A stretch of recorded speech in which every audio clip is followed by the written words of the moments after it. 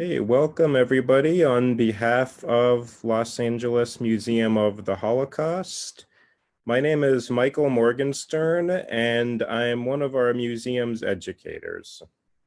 This morning, I am pleased to welcome you to our virtual talk with Dr. Jacob Eisenbach, a Holocaust survivor from Poland. For those of you who have not been to the museum before, ours is the first Holocaust survivor-founded Holocaust museum in the United States.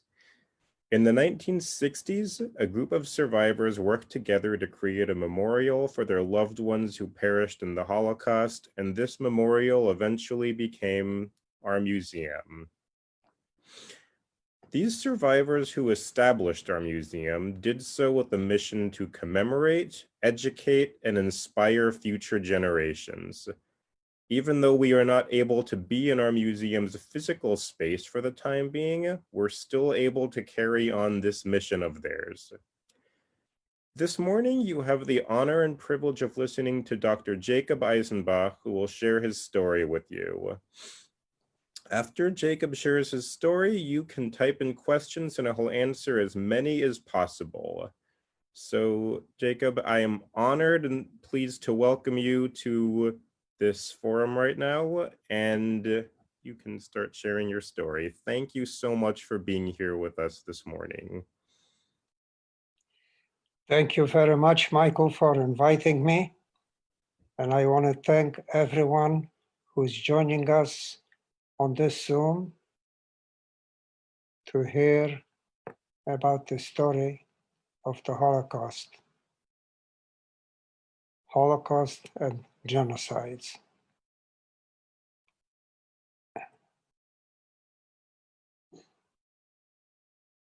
The Holocaust and genocide, which lasted about 5 years,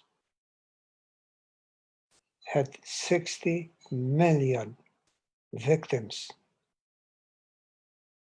6 million of those victims were innocent men, women, and children of the Jewish faith.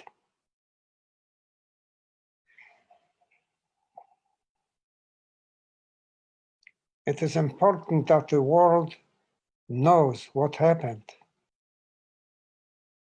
We should not allow this story to be forgotten, because if we do, we would be contributing to a repetition.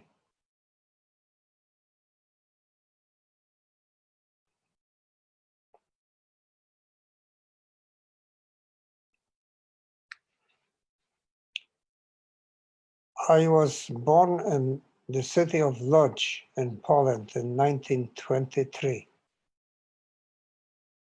That makes my age 97. I was very fortunate to have a great childhood. I grew up in a family of 4 children and my parents, and an extended family of about 100. Of this entire family, I am now the only survivor.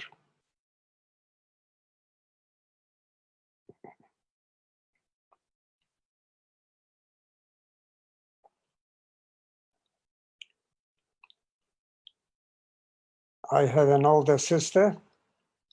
She was 3 years older, Fela, and I had 2 younger brothers. Sam was 2 years younger, and Henry, who was 5 years younger.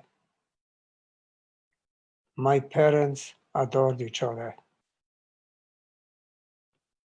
and they adored their 4 children. When I speak about my mother, I like to say that she was not human. She was an angel in a human body.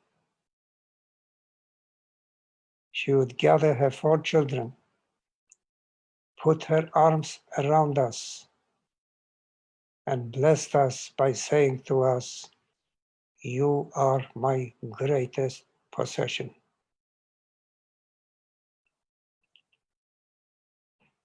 She did not go through the Holocaust because she passed away the year before the war broke out.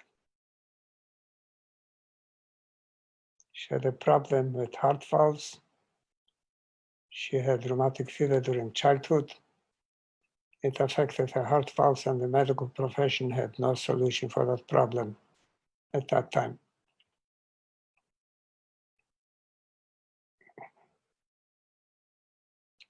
My father was a textile manufacturer. The city of Lodz was a textile manufacturing center. He was not on a big scale, but he was doing very well. And every summer he would rent a house in a resort place and would spend the whole summer in that resort place. The farmer from whom we rented the house came over with a long horse-drawn wagon. He packed all our belongings that we needed for the summer. And us kids were sitting on top of that wagon, and we had a great time. It was only 10 miles outside the city limit of Lodz, but it took the horse a whole day to get there. Once we got there, we made new friends. We played soccer, riding bicycles, swimming. On weekends, we would go to a nearby forest to pick fresh blueberries. My mother was an excellent cook. There was no electricity in that house. We did have electricity in Lodz. So at night, we gathered together, we had dinner, and usually we had friends over, and we socialized, read books, tell stories, and the light was provided by a castle, by a lamp.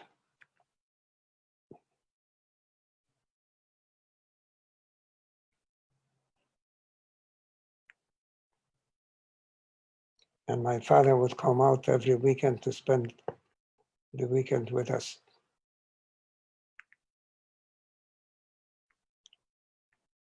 In June of 1939, which was just a few months before the war broke out. The war broke out on September 1st, 1939. There was a ship by the name SS St. Louis that arrived at the American shores with 947 Jewish refugees who were escaping from the murderous hands of the Nazis. And they were asking for asylum.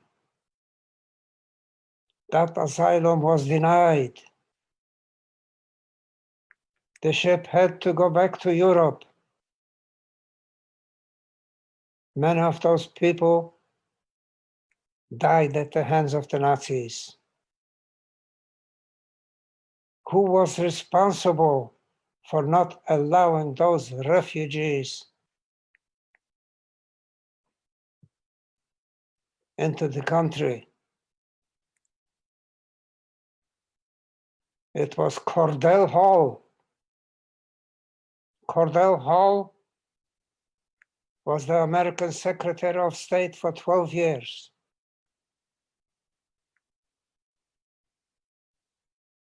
And he was telling President Roosevelt that we cannot allow these people to enter the United States because they have no return addresses.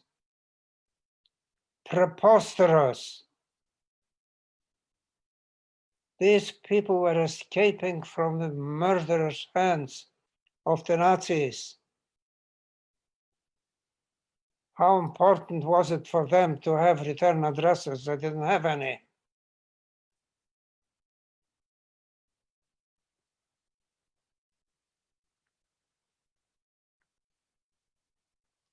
Mr. Cordell Hall did not wear a swastika on his arm, but he carried hatred in his heart.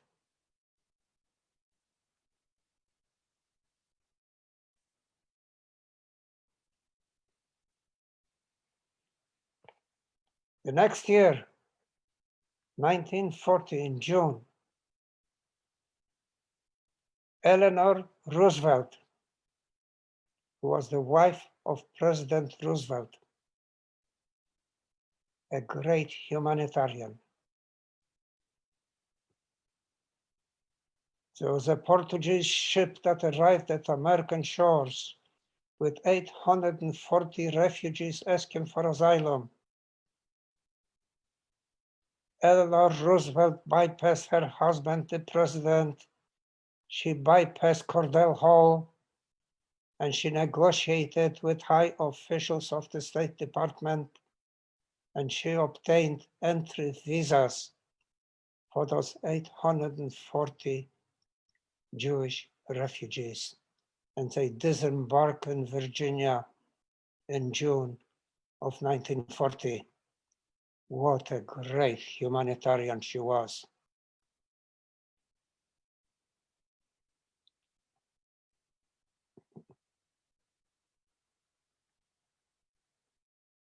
Once the Nazis attacked Poland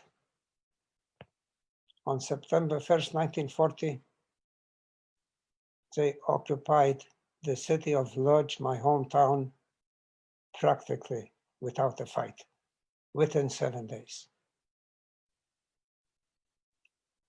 When Hitler came to power in 1933, shortly afterwards, he started mobilizing Germany.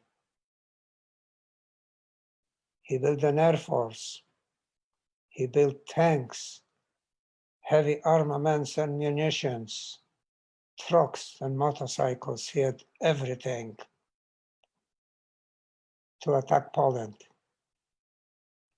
And 7 days before he did attack Poland, he signed the non-aggression pact with President Joseph Stalin of the Soviet Union. And they agreed to divide Poland and not to interfere with each other's activities.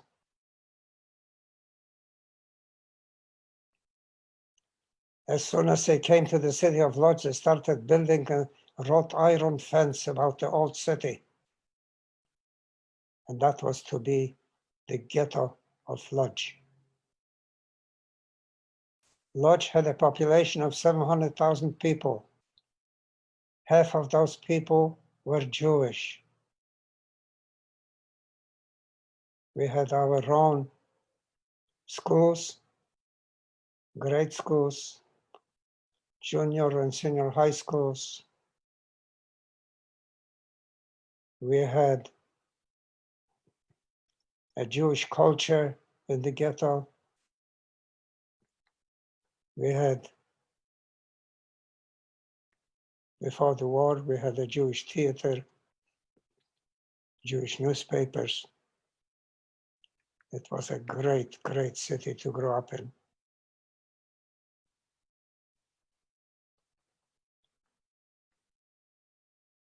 The barbed wire fence was built very quickly. It was completed by May 1st, 1940, just a few months after they came into the city. And the Nazis issued an order that every Jew has to be inside that ghetto before May 1st, 1940, before the ghetto is hermetically sealed up. And any Jew found outside the ghetto after that date will be shot to death on the spot. Many of the Jews in Lodz escaped before the ghetto was locked up. They escaped to the Russian part of Poland. Among those people who escaped was my sister Fela. She was 18, she just finished high school, and she was just about to enter the university to study pharmacology. But because of the war, she was unable to accomplish her goal.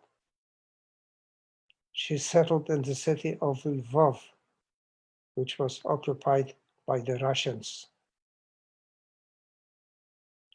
She got married there. She was an absolutely beautiful girl, like a movie star. And after the ghetto was locked up, there was no communication between the ghetto and the outside world. There was no newspaper, no radio, no mail. And we had no idea what happened to Fela in the city of Lvov. After the war, I met a lady from the city of Lvov.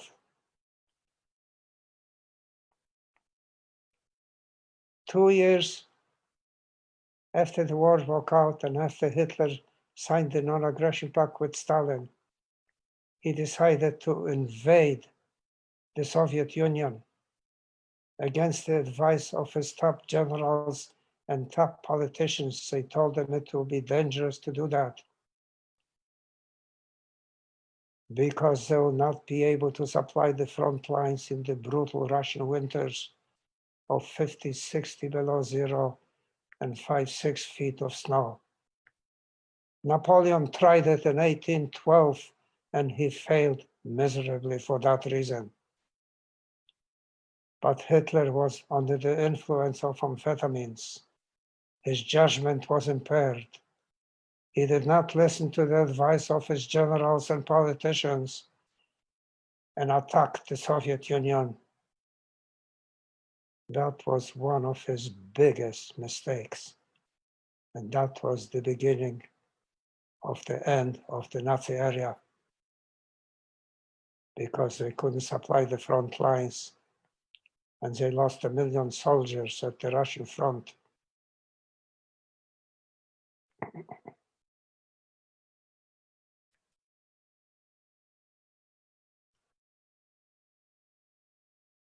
So I was in the ghetto with my father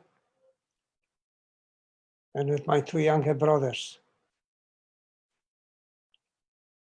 And while we were in the ghetto, we had a starvation diet. They just gave us enough food so we would not die from starvation. In addition to starvation, we had a typhus epidemic, a deadly, deadly disease, and many people were dropping dead of typhus. And many people died in the streets from starvation, from lack of protein. The ankles started swelling up, and the swelling moved up through the legs into the upper body. And when it reached the heart, they dropped dead from starvation in the streets of the ghetto. One day, my brother Henry, my youngest brother Henry, who was 11 years old at the time, developed a high fever. We had our own Jewish doctors in the ghetto, and we had 2 hospitals which were incorporated into the ghetto.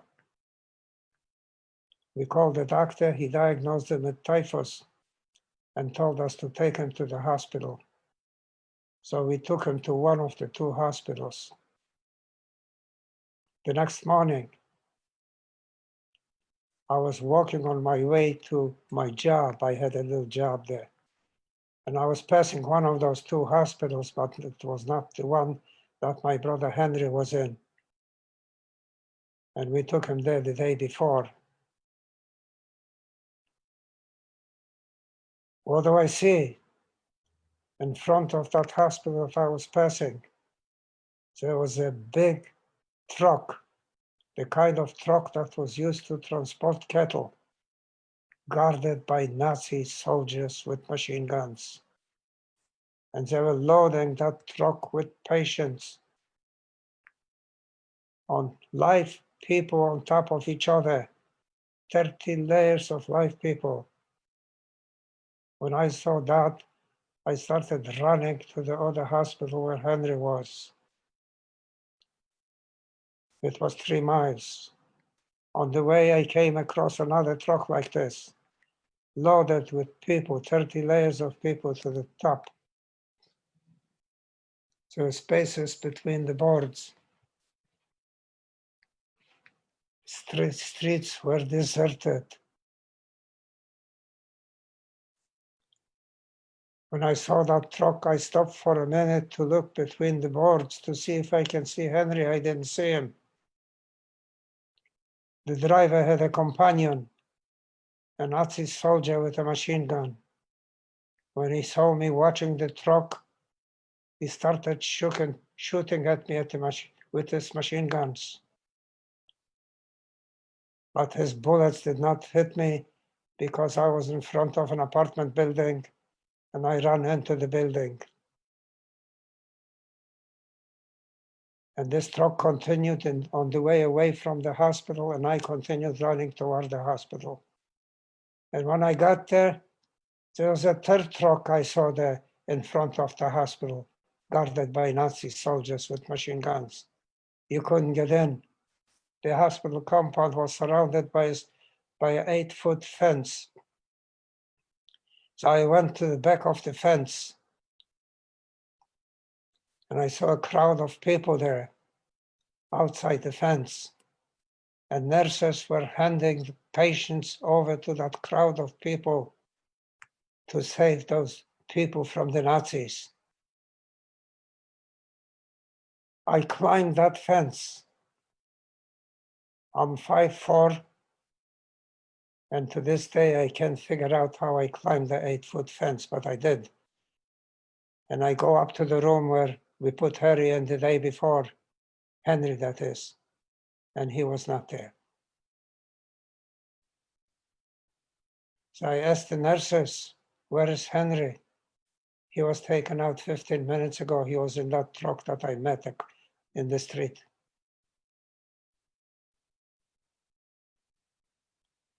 And I have never seen Henry again. Those trucks were taken to the gas chambers in Auschwitz and gassed the day they arrived. Henry was 11 years old. That leaves me, my father, and my brother Sam, 2 years younger. One day, my father receives an order for deportation with 600 other men, and we never knew what happened to them.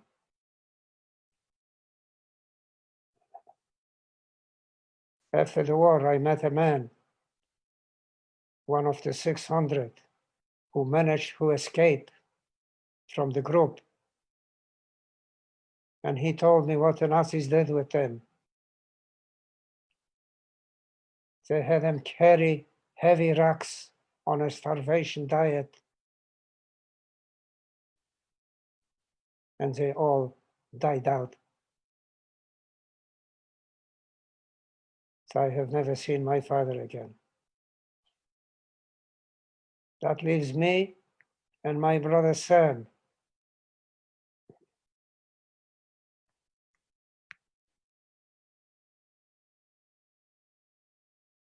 Before they locked up the ghetto, we moved into a one-room place in the ghetto.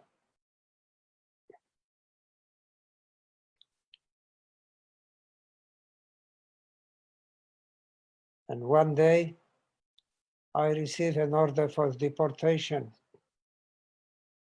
In the meantime, the Nazis were shipping Jewish people out of the ghetto to gas chambers in Auschwitz, Majdanek, and Treblinka, and others. And the Polish train conductors were telling us what they were doing. They were taking those people by train loads, 7,000, 8,000 people per train. And they unloaded them in those camps, mostly in Auschwitz. And they could smell burning flesh in the air. That's what the Polish train conductors were telling us, so we knew what the Nazis were doing. So I received an order for deportation. That was a death sentence. I did not report. I disobeyed the order.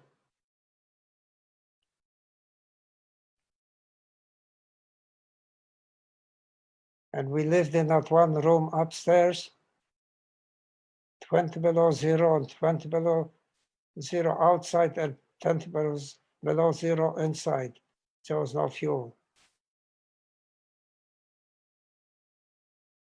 We were hiding in friends' places.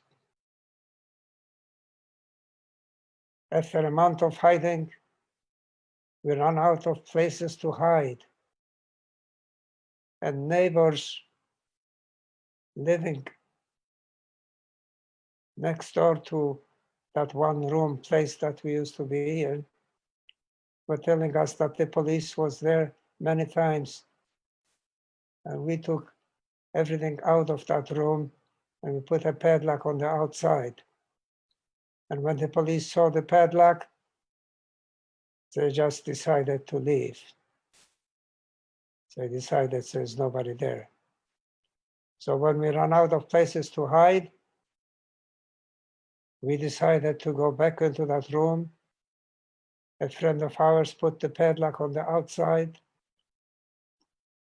and we laid down in the corner on the floor in a pile of straw, Sam and I. And we slept there for a few nights. And one night, in the middle of the night, we hear heavy footsteps on those squeaking wooden steps coming upstairs. And two guys with loud voices, policemen, were coming after me. They were not coming after Sam because Sam did not receive an order to report for deportation, only me. When they got there, they had a flashlight. One of them did. And he looks at the padlock and he says to the other guy, well, there's a padlock on the door. There's nobody there. Let's go. And the other guy says, no, let's not go. Let's knock off the padlock and see what's going on inside. They went downstairs, came back with a crowbar and knocked off the padlock and opened the door. And the first policeman with the flashlight looks around and he says, well, the room is empty. There's nobody here. Let's go. And the other policeman says, no, let's not go. Let's look at that pile of straw. And they discovered Sam and me.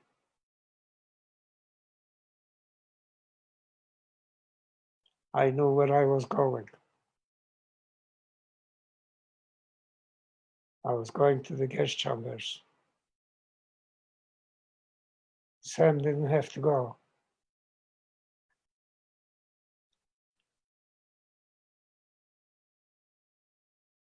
I tried to persuade him to stay. But Sam wouldn't listen of it. He said, knowing full well that he's going with me to the gas chamber, he said to me, our whole family is now gone. It's only the two of us that are left. I am not staying here by myself. I'm going with you. Whatever happens to you will happen to me, but I'm going with you. And I couldn't persuade him to stay. That's the kind of a bond and love we had in our family. They loaded us in cattle trains, 3 days and 3 nights. Finally, the train arrived, and we were sure that this was Auschwitz. But it was not Auschwitz. In the last minute, we were at the doorstep to the gas chambers. And in the last minute, the train conductors got orders to change directions. They took us to the city of Skarżysko. There was a munition factory over there. And adjoining the factory was a Jewish concentration camp with 6,000 people who were working in that munition factory. Before the war, that factory had special workers. They worked 4 hours a day, 3 days a week on a special diet with protective clothing. We had nothing there. 12-hour shifts, starvation diet.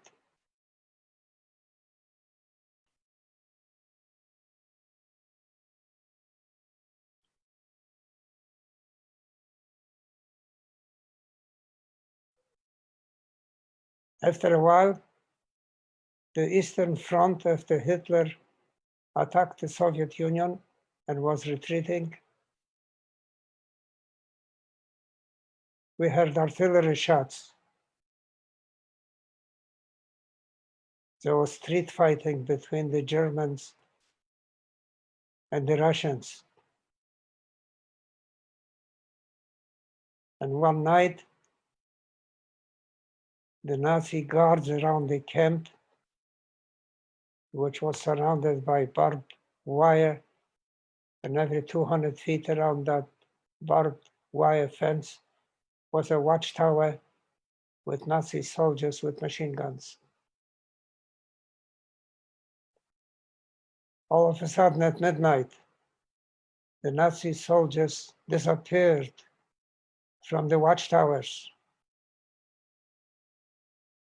The Jewish commander of the camp told us not to leave the camp in the middle of the night because shrapnels and bullets are flying all over the place. Wait till the morning. So we listened to that advice. In that camp,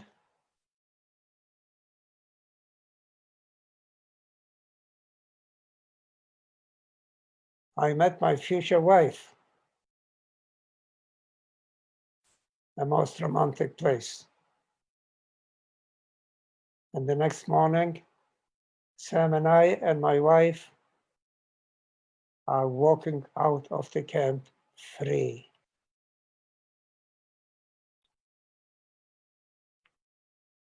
Now they moved the factory to the city of Czestochowa, closer to Germany.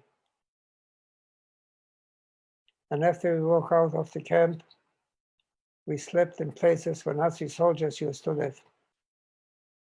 And the first thing we were looking for was food. We were starved.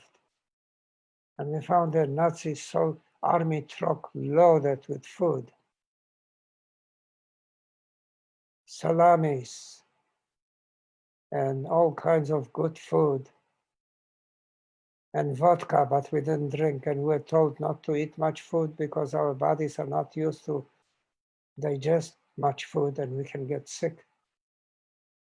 So we started in slowly and build ourselves up gradually. The trains were not running. It took a month to start running. And the first place we wanted to go to, anybody who survived, the first place they went to was the hometown to see who else survived. And the train was so full, we loaded ourselves on the roof of the train, and there was a ramp, an iron pipe ramp around the roof of the train.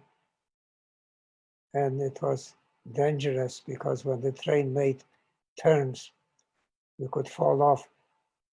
So we tied ourselves up with belts to that ramp, to that ramp around the roof of the train. And we got to the city of Lodz.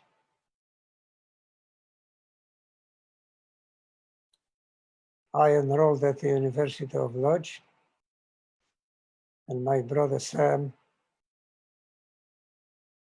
joins the Polish army. We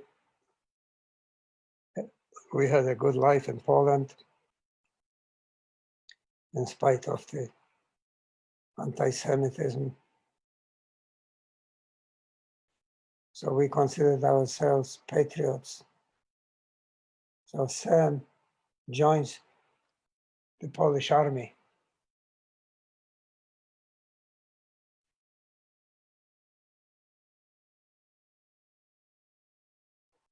After 2 years, he obtained the rank of colonel, one rank under a general.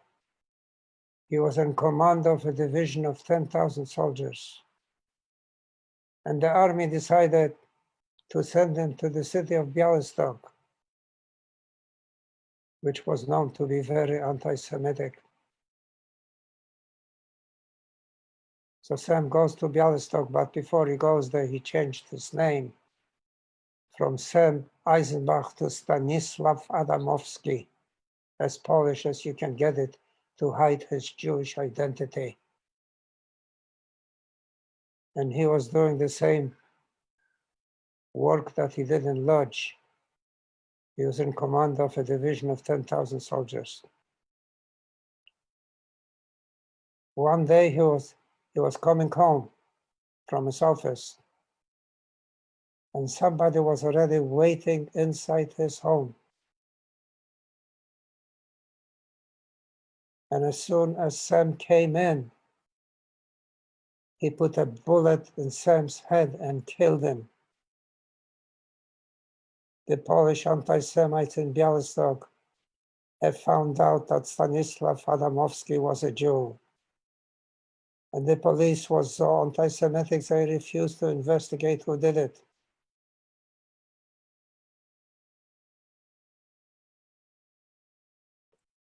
I got married to Irene a few months after the war ended.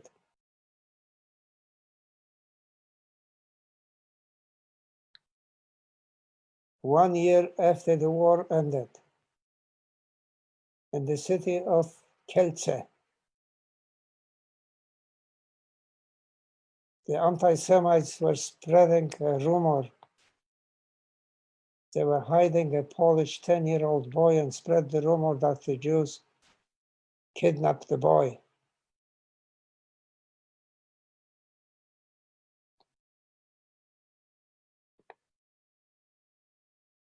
And that they killed this boy. That's all those anti-Semites needed.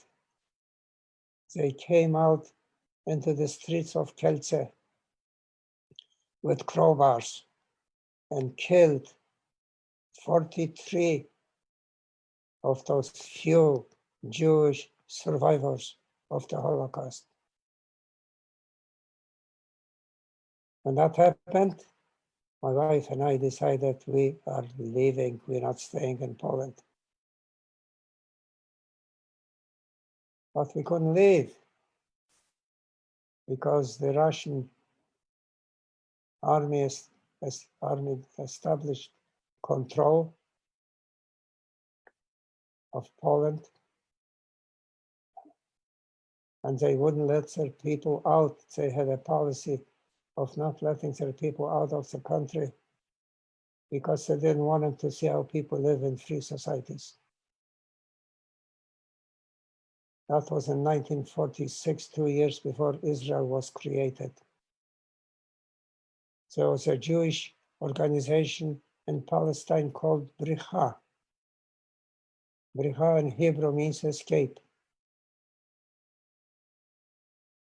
They came to Poland in the middle of the night and took us out of Poland through the border into Czechoslovakia. Bricha was going all over the world, where there were Jews who wanted to leave and couldn't for one reason or another, and they took them out. I don't have enough words to praise the Czech people. They were wonderful to us. We had backpacks. They were supposed to check our backpacks. They didn't even check the backpacks. They had delicious food spread out on tables and elegant passenger trains. And they told us they'll take us by train wherever we want to go.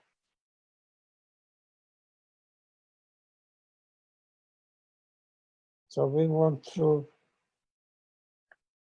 Austria into the western part of Germany occupied by the United States. And we settled in the city of Frankfurt because I had some old grade school buddies I wanted to be with who lived there. And I enrolled at the University of Frankfurt in the College of Dentistry. After 4 years, I got my degree, my DMD degree. And a few months later, we left Germany in October of 2050 on the American military transport ship General SS Sturgis. And we arrived in New York City. And there was a Jewish philanthropic organization who was waiting for us. And they put us up in a hotel, my wife and me.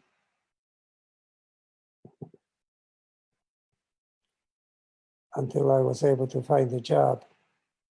And the law in the States at that time was that if you had a foreign dental degree, you couldn't practice dentistry in this country. You had to have an American degree. So I went to University of Iowa and I got my American degree with advanced standing. There was a new dean taking over the College of Dentistry, Dr. William Simon. The old dean was retiring after 40 years. And I was waiting for the new dean to take over and give him about 30 days to settle in. Then I called his secretary and asked for an appointment with the dean. So she gave me an appointment. In the meantime, I was working at the University Hospital's Medical College in the ear, nose, and throat operating rooms in the surgical department.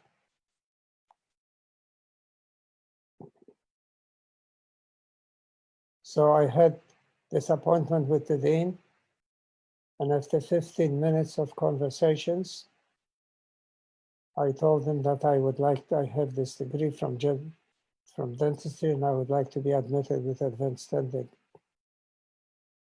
And he says, I have been here only 30 days, and I cannot take the responsibility of admitting you. So I'm going to call a senior faculty member, Dr. Erling Tone. He called his secretary to announce over the loudspeaker system and asked Dr. Tone to come to the dean's office.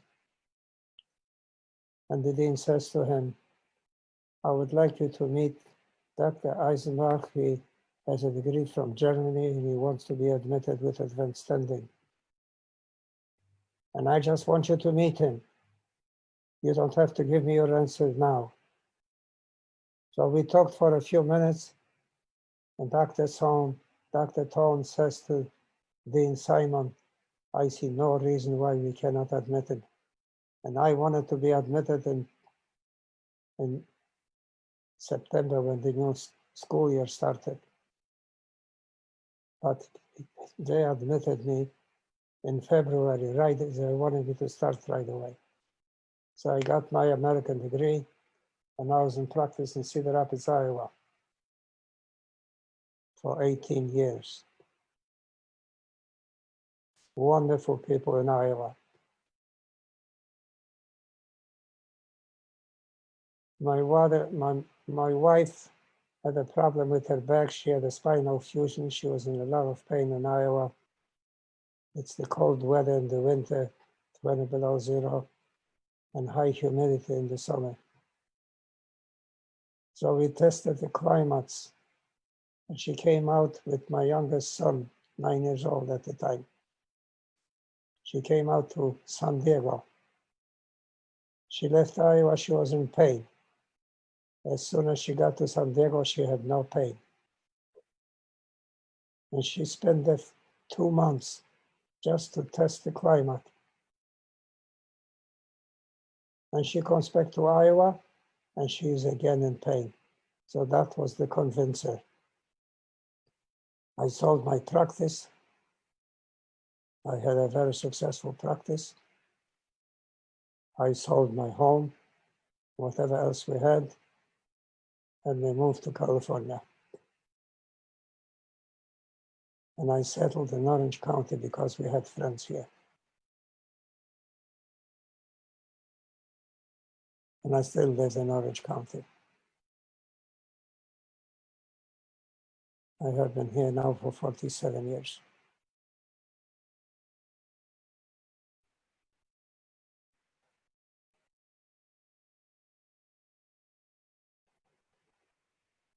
I was in practice in Anaheim Hills for 47 years. Now, I retired from dentistry after 60 years of practice at the age of 92. But I did not retire.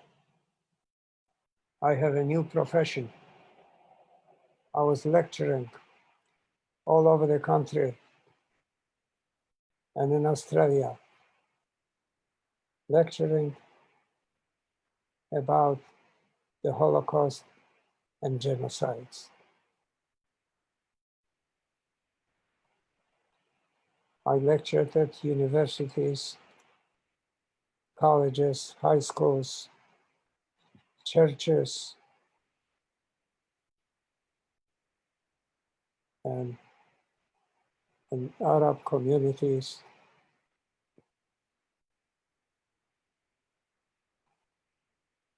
After my lectures, I had a question and answer period. One of the questions people were asking me, did I lose faith in humanity?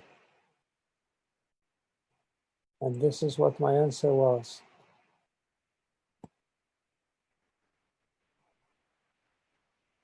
The King of Denmark, when Denmark was occupied by the Nazis ordered the Jewish people of Denmark, so thousands of them living there. And they were ordering them to put yellow stars on their outer clothing so they could identify them in the streets, round them up and send them to Auschwitz. And the King of Denmark said to Hitler, if that's what you are going to do to our Jewish citizens, I am going to put on a yellow star. My whole family would put on yellow stars, and every Dane in the country would put on yellow stars, and you would not be able to tell who is Jewish and who is not. But the king was concerned that Hitler may come up with other ways to identify Jews. So he put them on fishing boats.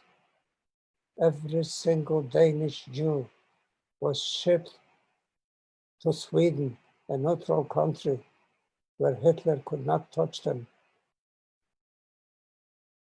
And all those Danish Jews survived the war in Sweden.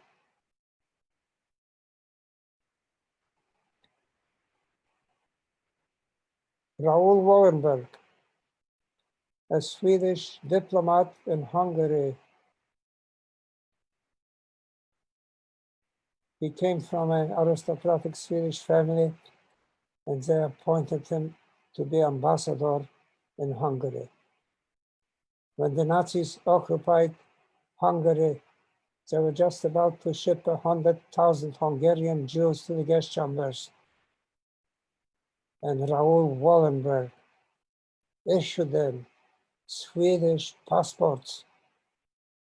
They instantly became Swedish citizens, and Hitler could not touch them.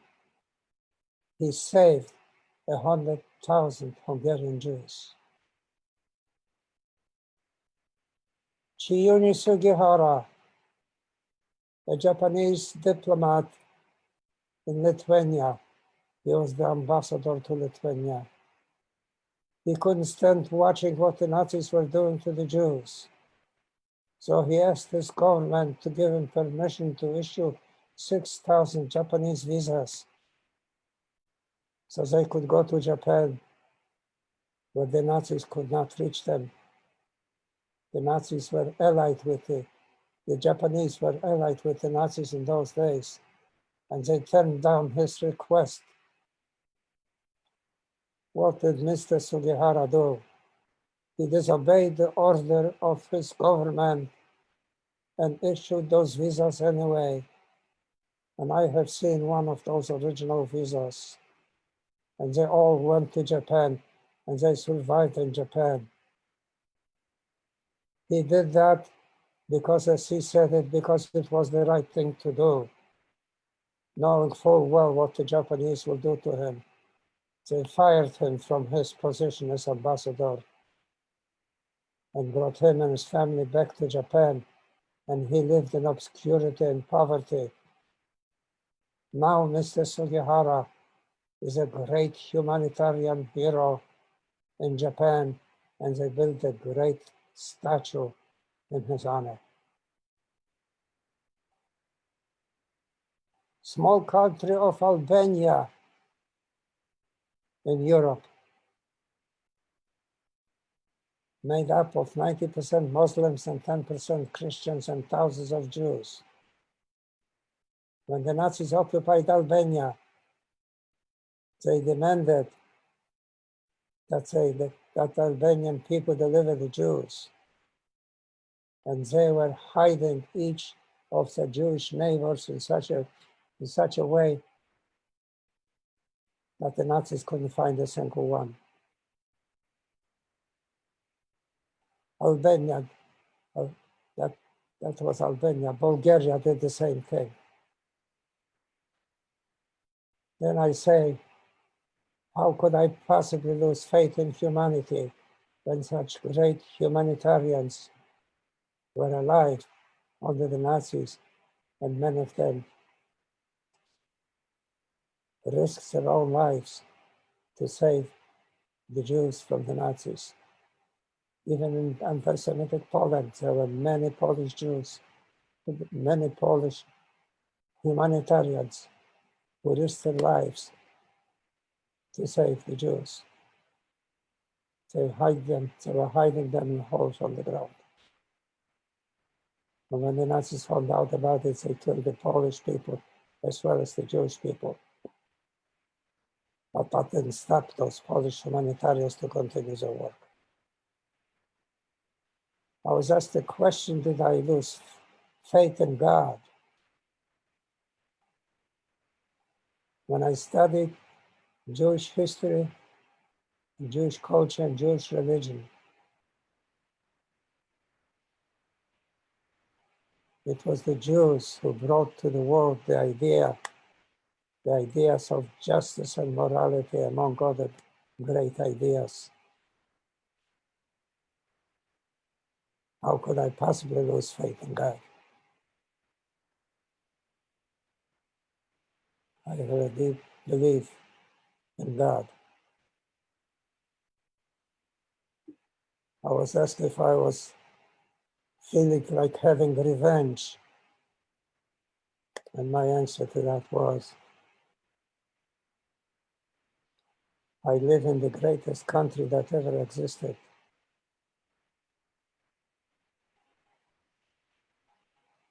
I have a new family. I got my profession.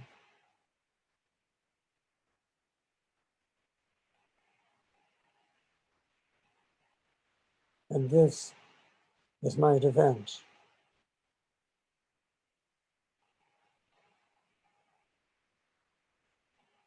And as long as the white and blue flag with the Star of David on it is flying proudly, this is also my revenge.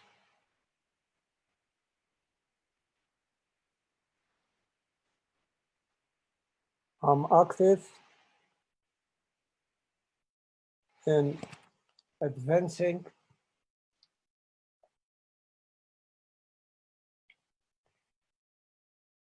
just a minute.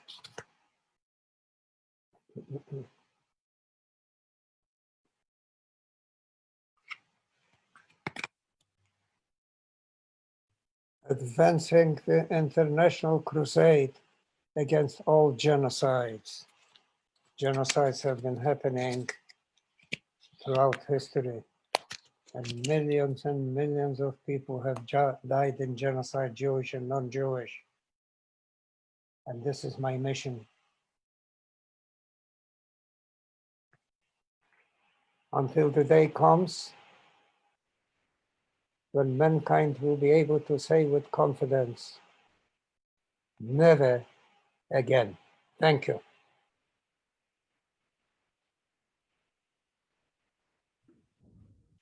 Thank you Now, so much.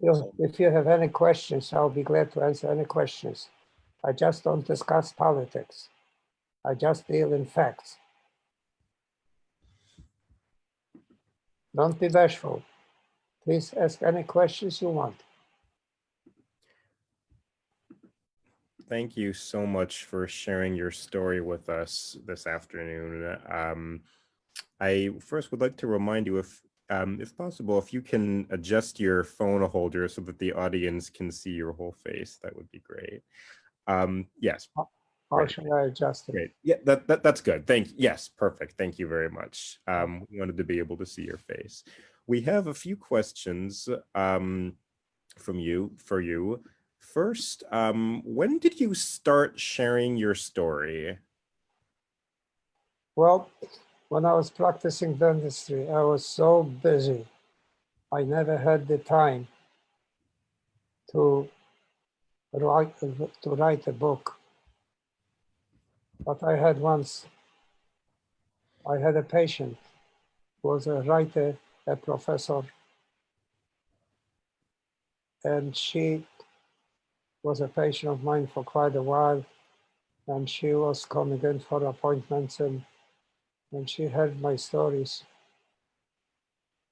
And she says, well, I'll be glad to write your book. So I spent many evenings with her. And I was the author and she was the writer. The title of the book is Where You Go, I Go, based on the story of what Sam said to me, where he went with me, knowing full well going to the gas chambers. So the book came out. And I also produced a movie, a documentary, which is not quite available yet. And I was giving many speeches. And at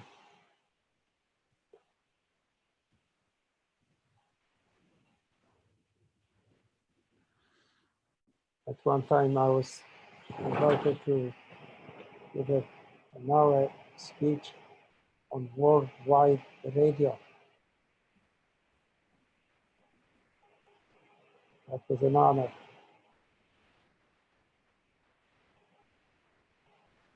I gave some speeches in Texas.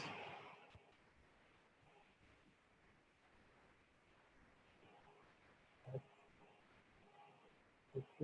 Texas A&A University, in the auditorium, which seated 2,600 people. and it was jam-packed. There were hundreds of people who wanted to get in, but couldn't get in, so there was no more room. That was the same auditorium that two American presidents gave speeches. Bill Clinton and President Obama. I think it's important for the world to know what happened and what leads to disastrous events like that. It is hatred.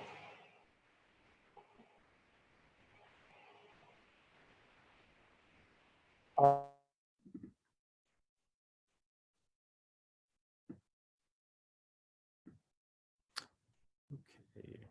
I think we might have lost Jacob temporarily. I know he had about an hour with us, but we thank you all so much for your attention this afternoon. And if anybody, I know we had a few more questions. We have to, what we can do is if anybody has any questions, feel free to either leave the comments here and we can get them over to him and we will ask him later. In the meantime, I want to thank you all so much for your attention and remind you that while our museum is closed, we regularly provide these online programs. We have Holocaust survivor talks every Thursday at 11 o'clock. Next Thursday, July 23rd, we have Stephen Koveri, a Holocaust survivor from Hungary, who will be speaking. And please check our website and Facebook page for updates on our upcoming programs. We hope to welcome all of you to the museum when it is safe and we are open. But in the meantime, we have several online programs for you. So we thank you so much for your attention. And of course, thank Dr. Eisenbach so much for sharing his story. I know he had to leave, but we are so grateful. And as a matter of fact, 2 summers ago at the museum, students put together a short film on his life that we will be posting in the comments here on Facebook, and you can find it on our website as well. We thank you very much again for your attention, and we wish everyone a healthy and safe upcoming weekend.